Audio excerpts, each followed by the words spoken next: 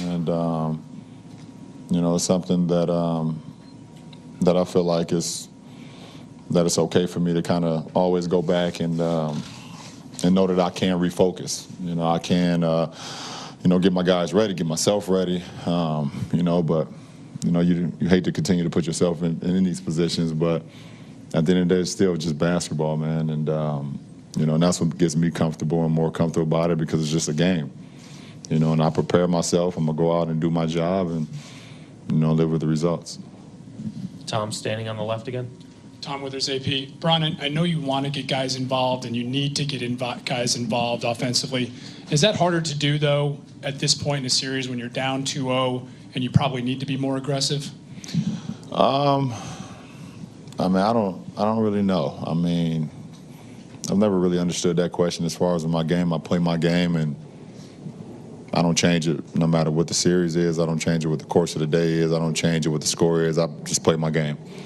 My game is being aggressive. My game is getting my guys involved. My game is getting into the paint, shooting some outside shots when they're available. But my game it is what it is. So it's not going to change because the series, I'm down 2-0 or I'm up 2-0. It's going to be the same. Jeff in the front. Jeff Chudell, News Herald. LeBron, a lot of people say the one thing you guys could do is slow the game down. Is that easier said than done, and how do you do it against a team that runs like they do? That's not our game. We don't play slow down basketball. Second row in the aisle on the left. Yeah, it's Jerry Sullivan, the Buffalo News. That was my same question. Can you afford to play at this fast pace? Because it seems to favor them. If you don't believe that this series has been played at their pace so far, what do you feel the series has been played at their pace?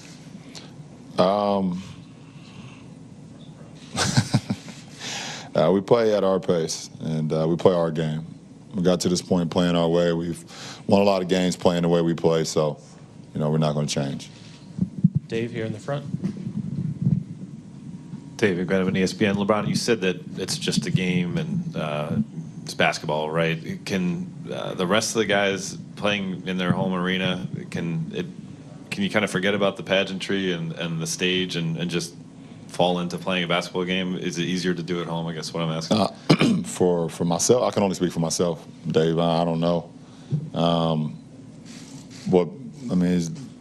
For me, like I said, no matter win, lose, or draw, if you give everything you got to the game, you prepare yourself mentally, physically, you do your job, then there's nothing to be afraid of the moment for. There's nothing to be disappointed or, about the game or how the outcome is. It's, if you prepare yourself, then you can be okay with the outcome. I can. I speak for myself.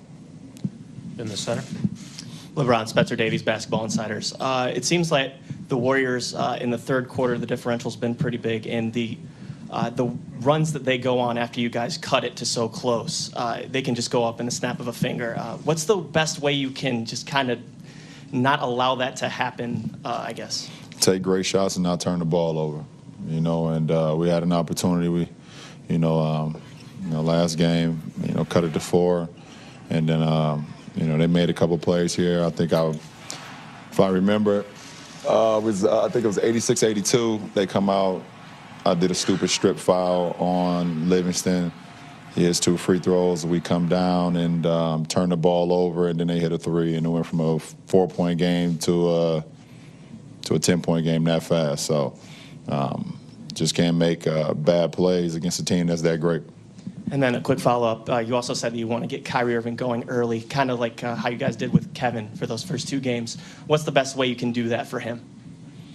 Well, I think he does a great job of it as well, but it's just some of the sets that we call. And that's just, you can say it, you can, put him in position to be successful. And, we just try to lay bodies on his guys that's guarding him, if he's open, just get him the ball on time, on target, and let his talent take over from there.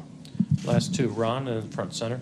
Ron Krajcik from the San Francisco Chronicle. LeBron, there's been talk, obviously, here about pace, and there's been some chatter about maybe a change with him on for JR. How do you sort of balance the need to adapt to the situation versus trusting who you've been, all year? Yeah, I mean, some of these questions is kind of out of my hands. And, as far as when you talk about lineup changes and what y'all should do offensively and I'm one of the players on the team.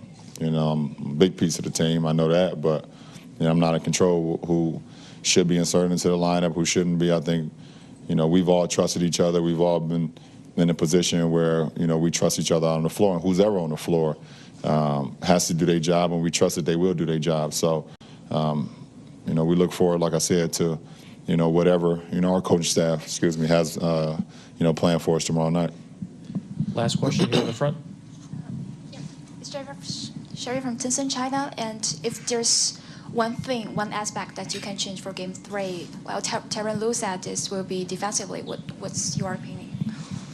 Well, we just want to continue to play how we did in Game 2. I thought we were much more physical.